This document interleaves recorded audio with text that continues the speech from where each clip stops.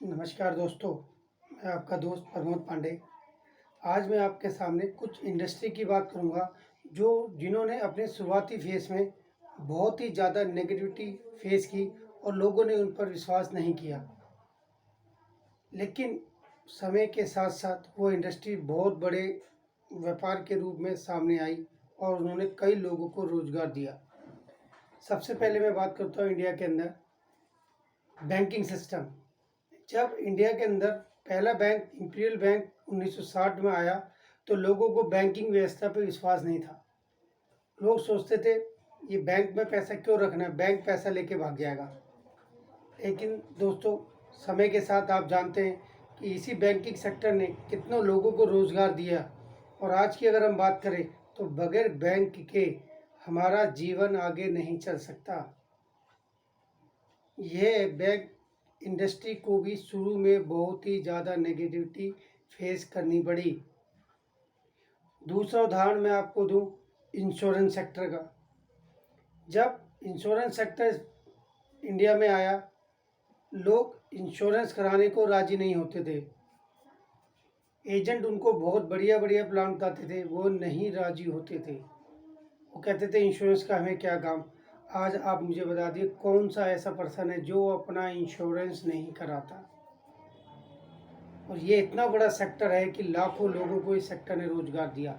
लेकिन शुरू में इसको भी अपनी नेगेटिविटी से फेस होना पड़ा। तीसरा मैं उदाहरण अगर आपको दूं, कंप्यूटर। जब इंडिया में कंप्यूटर आया तो लोगों ने इसका बहुत विरोध किया। कई बड़े संगठन स्ट्राइक तक पर उतर आए कि कंप्यूटर इंडिया के अंदर नहीं आएगा और नहीं आना चाहिए क्योंकि ये बेरोजगारी फैला देगा। क्योंकि उनके पास सिर्फ इंफॉर्मेशन थी, नॉलेज नहीं थी। लोगों ने इसका बड़ा ही विरोध किया। लेकिन आज आप जानते हो कि कंप्यूटर इंडस्ट्री कितनी बड़ी इंडस्ट्री और लाखों करोड़ों लोगों को इस इंडस्ट्री ने रोजगार दिया।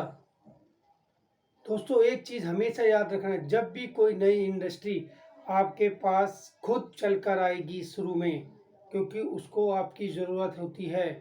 लेकिन दोस्तों, एक बार याद रखना, जब वो इंडस्ट्री अपना रूप बड़ा कर लेती है, फिर वो इंडस्ट्री आपके पास नहीं आती, फिर आपको उस इंडस्ट्री के पास जाना पड़ता है। फिर वो इंडस्ट्री आपको परखती है कि आप उस इंडस्ट्री के लायक हो या नहीं।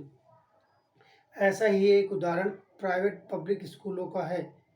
एक टाइम था जब पब्लिक स्कूल ओपन होते थे तो आपके घरों में सर्वे करने आते थे स्कूल वाले कि अगर आपके घर में कोई बच्चा है तो प्लीज़ हमारे स्कूल में भेजिए, हम आपको इतना डिस्काउंट देंगे। हम बच्चे को एडमिशन घर में आके आपके एडमिशन करके जाते थे। और एक आज का टाइम है, आप लोग जानते हो, स्कूल के अंदर, प्राइवेट स्कूल के अंदर आज एडमिशन कराना एक जंग लड़ने के समान है। बहुत खुशकिस्मत समझते हैं वो माँ बाप अगर आज पब्लिक स्कूल में उनका एडमिशन हो जाए बच्चे का। ऐसी ही एक इंडस्ट्री हिंदुस्तान में आई जिसे हम नेटवर्क मार्केटिंग, डायरेक्ट सेलिंग और एमएलएम कंपनी कहते हैं। अगर आज वो आपके पास आ रही है क्योंकि वो अपने इनिशियल फेज में है और लोगों को में इसके बारे में नेगेटिविटी ज़्यादा है। लेकिन दोस्त, एक बात याद रखना, यह इंडस्ट्री इतनी बड़ी है। You heard me right, ladies and gentlemen, boys and girls. I'm talking about दुनिया के सबसे बड़े बिजनेस के बारे में मैं आज आपसे चर्चा करने वाला हूं। और इस बिजनेस की इज्जत मेरी नजर में इस कोविड-19 में और बढ़ गई। ऑलरेडी मैं इस बिजनेस में करीब करीब 20 साल से काम कर रहा हूं, लेकिन कोविड-19 के 6 महीनों के अंदर इस बिजनेस की इज्जत पूरी दुनिया में बढ़ गई है। जहां पूरी दुनिया बंद है, जहां पर डाउनफॉल है, जहां पर जीडीपी 63.5% माइनस हो गई है, जहां कपड़ा उद्योग बंद है, जहां मैन्युफैक्चरिंग यूनिट्स बंद हैं, जहां इलेक्ट्रॉनिक्स इलेक्ट्रिकल्स का बाजार बंद है, जहां पूरी दुनिया एक तरीके से शट डाउन हो चुकी है, एकमात्र इंडस्ट्री ऐसी है जो आज भी लगातार ग्रोथ कर रही है, महीना दर महीना, week by week, quarter by quarter, जिनकी ग्रोथ बहुत शानदार है और अपनी तरह की एक अपॉर्चुनिटी है जहां हजारों नहीं लाखों लोगों को हिंदुस्तान में आज की डेट में रोजगार दे रहे हैं। 2017 का एक डेटा मैं आपको देता हूं ग्लोबल सेल का। $190 बिलियन का बिजनेस इस इंडस्ट्री ने किया। You heard me right, $190 billion की अगर कोई इंडस्ट्री हो सकती है 2017 में, तो आप अंदाज लगा सकते हैं कि इस इंडस्ट्री का रूप रंग कितना बड़ा होगा। 1.5 ट्रिलियन की इंडस्ट्री थी 2009 तक। 1.5 ट्रिलियन की इंडस्ट्री थी 2009 तक। ये इंडस्ट्री कितनी बड़ी है इसका अंदाज आप इस बात से लगा सकते हैं कि दुनिया की दो बड़ी बड़ी ऑर्गेनाइजेशन ने इसके ऊपर सर्वे किए, रिसर्च किए, और उनको रिसर्च करने के लिए बोला गवर्नमेंट ऑफ इंडिया ने।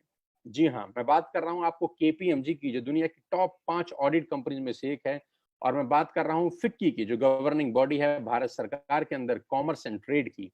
केपीएमजी और फिक्की लोगों का एक जॉइंट सर्वे था इस इंडस्ट्री के बारे में, जिसने पूरी दुनिया में तहलका मचा रखा है। गवर्नमेंट ऑफ इंडिया ने उनको बोला कि आप सर्वे करिए कि भारत के अंदर क्या संभावना है इस ट्रेड की, भारत के अंदर ये बिजनेस कितना बड़ा हो सकता है। और इन्होंने आज से 3 साल पहले भारत सरकार को एक रिपोर्ट सबमिट की।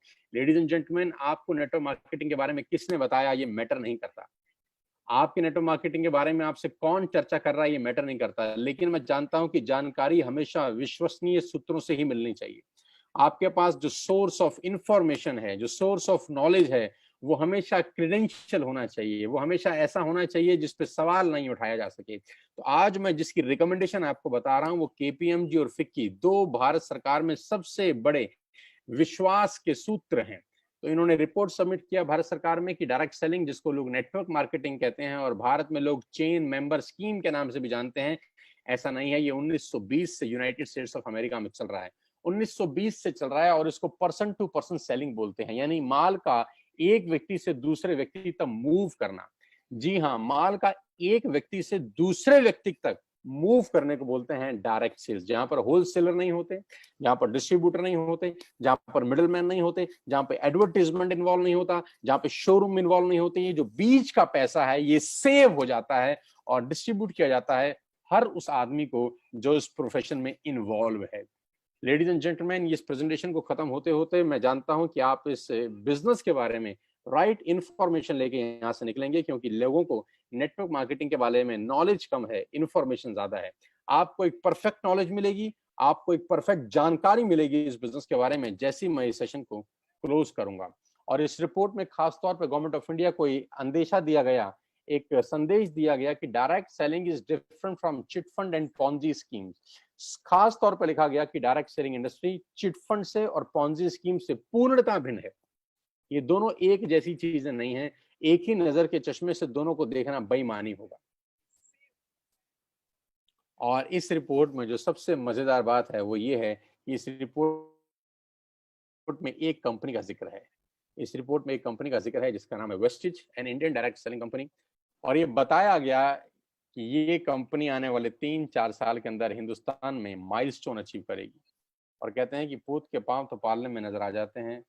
तो जो अंदेशा था ठीक वैसा हुआ। जिस कंपनी के बारे में आज मैं आपको बता रहा हूं वो उसी कंपनी के बारे में है जिसके बारे में केपीएमजी 3 साल पहले लोगों को बता चुकी है।